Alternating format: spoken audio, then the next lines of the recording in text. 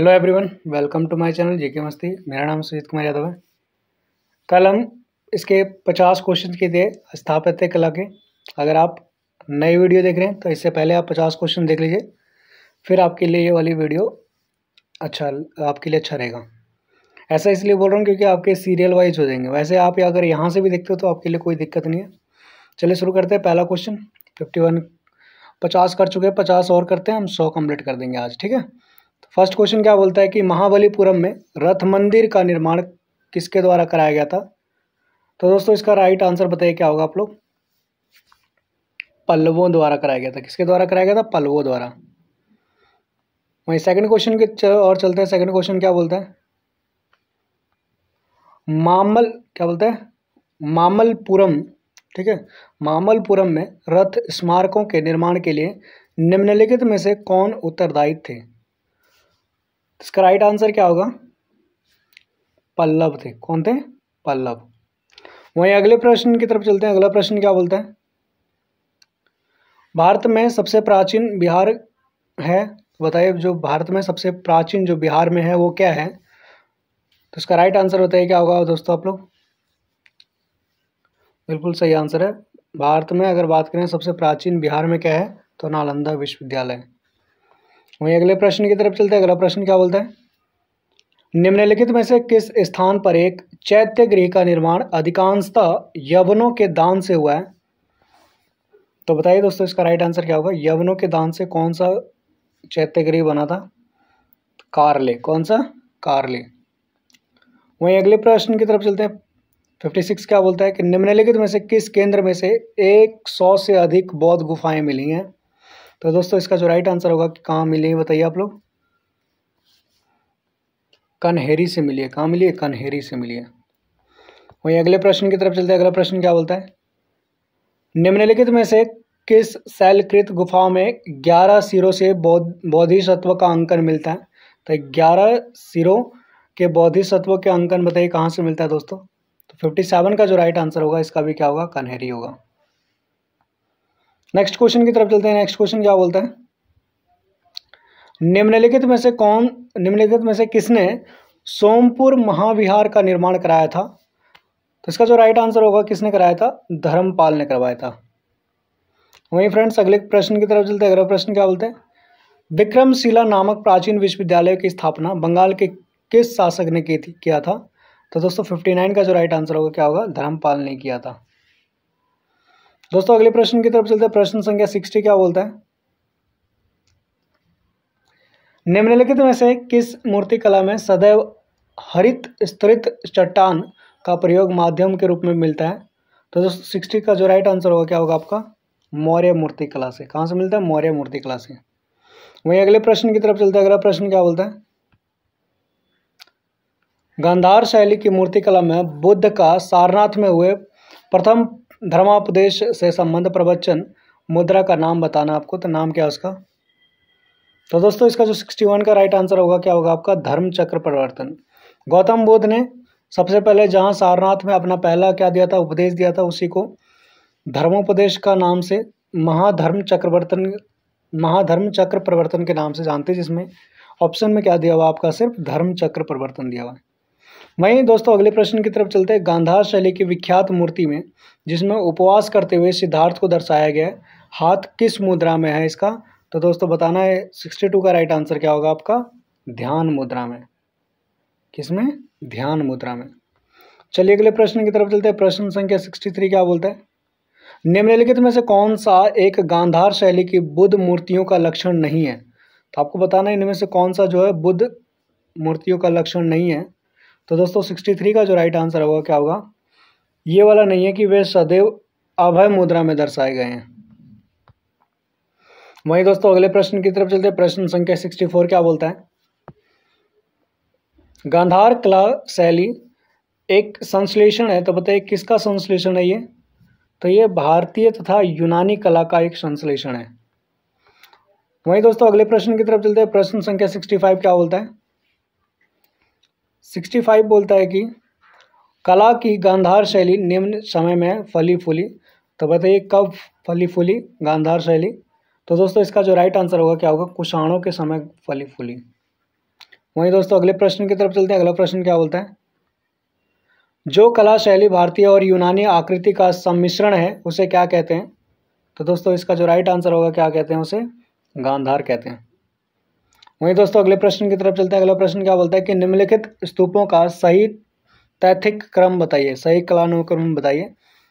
तो बताइए दोस्तों आप लोग, इसका क्या होगा? तो इसका पहले भरहूत होगा, फिर सांची होगा। देखिए भरहूत पहले कहाँ है? पहले वाले ऑप्शन में, मतलब भरहूत पहले, फिर सांची, फिर अमरावती, फिर धमेक। चलिए अगले प्रश्न की तरफ चलते हैं। अगला प्रश्न क्या बोलता है, सांची के महास्तूप के 4 तोरणों में से किस एक का निर्माण सर्वप्रथम हुआ था? सबसे पहले किसका हुआ था आपको बताना है। तो दोस्तों 68 का जो राइट आंसर है वो क्या होगा, बताइए आप लोग? दक्षिणी। कौन से तोरण द्वार? दक्षिण द्वार का सबसे 4 तोरण में जो दक्षिण द्वार था वो सबसे पहले बना था। वहीं दोस्तों 69 की तरफ चलते हैं। भारत में सबसे बड़ा बौद्ध स्तूप कहाँ स्थित है? तो दोस्तों बताइए सबसे बड़ा बौद्ध स्तूप कहाँ पे है? तो दोस्तों इसका जो राइट आंसर होगा वो क्या होगा? सांची में है। कहाँ पे? सांची में। वहीं दोस्तों अगले प्रश्न की तरफ चलते हैं। प्रश्न संख्या 70 क्या बोलते हैं, भरहूत, सांची, नागार्जुन कोंडा और अमरावती ये 4 स्थान क्या थे? तो बताना दोस्तों आपको ये 4 स्थान क्या थे। तो इसका जो राइट आंसर होगा क्या होगा? कला शिल्प के केंद्र थे। वहीं दोस्तों अगले प्रश्न की ओर चलते हैं। नागार्जुन स्तूप निर्मित हुआ है, तो नागार्जुन स्तूप जो है आपका निर्मित हुआ है तो किसके टाइम पे हुआ है या किसने किया है? तो दोस्तों 71 का जो राइट आंसर होगा क्या होगा बताइए? गुप्त युग में हुआ है। कब हुआ है? गुप्त युग में। चलिए अगले प्रश्न की तरफ चलते हैं। अगला प्रश्न क्या बोलता है, निम्नलिखित में से प्राचीनतम स्तूप कौन सा है? तो दोस्तों बताना है सबसे प्राचीनतम स्तूप कौन सा है। तो दोस्तों इसका जो राइट आंसर होगा 72 का जो राइट आंसर होगा क्या होगा? पिप्रावा स्तूप जो है वो सबसे प्राचीनतम स्तूप है। वहीं दोस्तों प्रश्न संख्या 73 की तरफ चलते हैं। आरंभिक भारतीय मंदिरों के निम्नलिखित उदाहरणों में से कौन सा एक ईंटों द्वारा निर्मित है? तो दोस्तों 73 का जो राइट आंसर होगा क्या होगा बताइए आप लोग? भीतरगांव। कौन सा है? भीतरगांव जो है वो ईंटों द्वारा निर्मित है। चलिए दोस्तों अगले प्रश्न की तरफ चलते हैं। प्रश्न संख्या 74 क्या बोलता है, निम्नलिखित मंदिरों में से कौन ईंटों से निर्मित किया गया था? तो दोस्तों 74 का जो राइट आंसर होगा क्या होगा आपका? सिरपुर का लक्ष्मण मंदिर। वहीं दोस्तों अगले प्रश्न की तरफ चलते हैं। प्रश्न संख्या 75 क्या बोलता है, निम्नलिखित में से कौन सा स्मारक गुप्त काल से संबंधित नहीं है? तो बताइए गुप्त काल से संबंधित कौन सा नहीं है दोस्तों? तो दोस्तों इसका जो राइट आंसर होगा 75 का क्या होगा? महाबलीपुरम का गुफा मंदिर जो है आपका गुप्त काल से संबंधित नहीं है। वहीं दोस्तों अगले प्रश्न की तरफ चलता है। अगला प्रश्न क्या बोलता है, निम्न में से किस एक स्थल पर शिल्प में विष्णु का वराह अवतार दर्शाया गया है? तो दोस्तों इसका जो 76 का राइट आंसर होगा क्या होगा बताइए? उदयगिरी गुफा जो कि विदिशा, ये क्या आपका एक विष्णु वराह अवतार दर्शाया गया है। अच्छा आपको थोड़ा सा बैकग्राउंड साउंड आ रहा होगा क्योंकि बारिश हो रही है, तो उस पर ध्यान ना देके क्वेश्चन पे ध्यान दीजिएगा आप। अगले प्रश्न की तरफ चलते हैं। अगला प्रश्न क्या बोलता है कि हिंदू देवी देवताओं को समर्पित सबसे पूर्व मंदिर किसके काल का है? तो दोस्तों 77 का जो राइट आंसर होगा क्या होगा आपका? गुप्त शासन काल का है। वहीं दोस्तों अगले प्रश्न की तरफ चलते हैं। निम्नलिखित में से कौन सा कथन सही नहीं है? तो बताइए इसमें से कौन सा सही नहीं है? तो 78 का जो राइट आंसर होगा क्या होगा आपका? पहला वाला सही नहीं है कि श्रवण बेलगोला स्थित गोमतेश्वर की प्रतिमा जैनियों के अंतिम तीर्थंकर को दर्शाती है। ठीक है, तो ये सही नहीं है। चलिए अगले प्रश्न की तरफ चलते हैं। अगला प्रश्न क्या बोलता है, हिंदू देवी देवताओं को समर्पित सबसे पूर्व मंदिर किसके काल का है? तो दोस्तों 77 का जो राइट आंसर होगा क्या होगा बताइए आप लोग? गुप्त शासन काल का है। वहीं दोस्तों अगले प्रश्न की तरफ चलते हैं। अगला प्रश्न क्या बोलता है कि निम्नलिखित में से कौन सा कथन सही नहीं है? तो बताइए। अच्छा ये दोनों क्वेश्चन सेम है, ध्यान नहीं दिया था मैंने। ठीक है, अगले प्रश्न की तरफ चलते हैं 79 की तरफ। सोनगिरी जहाँ 108 जैन मंदिर बने हुए हैं किसके सन्निकट स्थित है? तो बताइए 79 का जो राइट आंसर होगा क्या होगा आपका? दतिया के सन्निकट है। कहाँ पे? दतिया। वहीं दोस्तों अगले प्रश्न चलते हैं। सोनगिरी का ऐतिहासिक दिगंबर जैन तीर्थ स्थल स्थित है, तो ये बताइए जो सोनगिरी का ऐतिहासिक दिगंबर जैन तीर्थ स्थल है वो कहाँ पे है? तो दोस्तों 80 का जो राइट आंसर होगा क्या होगा? मध्य प्रदेश में है। कहाँ पे? मध्य प्रदेश में। मैं आपको बता दूं सांची जो है ये भी आपका मध्य प्रदेश में, मध्य प्रदेश के भोपाल, ठीक है, भोपाल डिस्ट्रिक्ट में। अगले प्रश्न की तरफ चलते हैं। दिलवाड़ा जैन मंदिर कहाँ स्थित है? तो दोस्तों 81 का जो राइट आंसर होगा क्या होगा बताइए? राजस्थान में दिलवाड़ा जैन मंदिर स्थित है। वहीं दोस्तों अगले प्रश्न की तरफ चलते हैं। अगला प्रश्न क्या बोलता है कि दिलवाड़ा जैन मंदिर है जो, ये आपका किससे रिलेटेड है? तो बताना 82 का जो राइट आंसर है क्या होगा? माउंट आबू में अरावली पर्वत पर है। कहाँ पे है? दिलवाड़ा जैन मंदिर कहाँ है? माउंट आबू में अरावली पर्वत पर है। चलिए दोस्तों अगले प्रश्न की तरफ चलते हैं। अगला प्रश्न क्या बोलता है कि मथुरा की शिल्प कला के लिए किस पत्थर का प्रयोग किया जाता था? तो दोस्तों 83 का जो राइट आंसर होगा क्या होगा आपके अनुसार? बताइए। लाल बलुआ पत्थर का प्रयोग किया जाता था। वहीं दोस्तों अगले प्रश्न की तरफ चलते हैं। अगला प्रश्न क्या बोलता है? देवगढ़ का दशावतार मंदिर किस प्रकार का है? तो दोस्तों 84 का जो राइट आंसर होगा क्या होगा? देवगढ़ का जो आपका दशावतार है वो किस मंदिर किस प्रकार का है? तो दोस्तों इसका जो राइट आंसर होगा क्या होगा? पंचायतन प्रकार का। कैसा? पंचायतन। वहीं दोस्तों अगले प्रश्न की तरफ चलते हैं। अगला प्रश्न क्या बोलता है? पंचायतन प्रकृति के मंदिर का प्राचीनतम उदाहरण कौन सा है? तो दोस्तों 85 का राइट आंसर बताइए क्या होगा आप लोग? अभी ऊपर हम देख ही रहे हैं दशावतार मंदिर जो कि देवगढ़ में। क्वेश्चन घुमा दिया बस। अगले प्रश्न की तरफ चलता है। अगला प्रश्न क्या बोलता है कि भारत के सांस्कृतिक इतिहास के संदर्भ में पंचायतन शब्द किससे निर्दिष्ट करता है? तो दोस्तों 86 का जो राइट आंसर होगा क्या होगा? बिल्कुल सही आंसर आपका क्या होगा? मंदिर रचना शैली से। चलिए अगले प्रश्न की तरफ चलते हैं। अगला प्रश्न क्या बोलता है? ओडिशा में कोणार्क मंदिर का निर्माण किसने करवाया था? तो दोस्तों बताना आपको 87 का राइट आंसर क्या होगा? ओडिशा में कोणार्क मंदिर का निर्माण किसने करवाया था? तो इसका जो राइट आंसर है वो क्या है आपका? राजा नरसिंह देव फर्स्ट ने करवाया था। वहीं दोस्तों अगले प्रश्न की तरफ चलते हैं। नगर द्रविड़ और वेशर है, तो ये बताइए ये किससे रिलेटेड है? नगर द्रविड़ और वेशर। तो दोस्तों 88 का जो राइट आंसर होगा क्या होगा? भारतीय मंदिर वास्तु की 3 मुख्य शैलियाँ हैं। चलिए दोस्तों अगले प्रश्न की तरफ चलते हैं। अगला प्रश्न क्या बोलता है कि द्रविड़ शैली के मंदिरों में गोपुरम से तात्पर्य क्या है आपका? तो 89 का जो राइट आंसर होगा क्या होगा? तोरण के ऊपर बने अलंकृत एवं बहुमंजिला भवन से है।